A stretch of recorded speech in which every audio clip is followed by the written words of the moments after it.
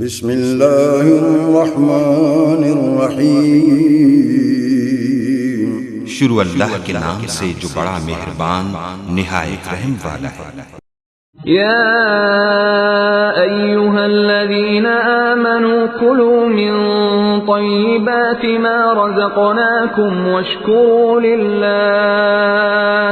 واشکروا للہ ان کنتم ایاہ تعبدون۔ اے ایمان والو، جو پاکیزہ چیزیں ہم نے تمہیں دے رکھی ہیں انہیں کھاؤ پیو اور اللہ تعالیٰ کا شکر ادا کرو، اگر تم خاص اسی کی عبادت کرتے ہو۔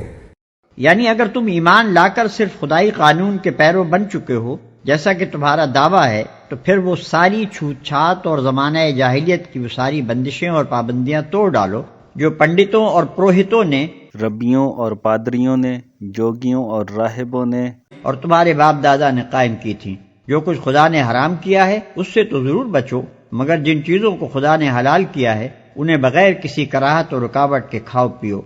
اسی مضمون کی طرف نبی صلی اللہ علیہ وآلہ وسلم کی وہ حدیث بھی اشارہ کرتی ہے جس میں آپ نے فرمایا کہ جس نے وہی نماز پڑھی جو ہم پڑھتے ہیں اور اسی قبلے کی طرف رخ کیا جس کی طرف ہم رخ کرتے ہیں اور ہمارے ذبیحے کو کھایا، وہ مسلمان ہے۔ مطلب یہ ہے کہ نماز پڑھنے اور قبلے کی طرف رخ کرنے کے باوجود ایک شخص اس وقت تک اسلام میں پوری طرح جذب نہیں ہوتا جب تک کہ وہ کھانے پینے کے معاملے میں پچھلی جاہلیت کی پابندیوں کو توڑ نہ دے اور ان توہمات کی بندشوں سے آزاد نہ ہو جائے جو اہل جاہلیت نے قائم کر رکھی تھی، کیونکہ اس کا ان پابندیوں پر قائم رہنا اس بات کی علامت ہے کہ ابھی تک اس کی رگ و پے میں جاہلیت کا زہر موجود ہے۔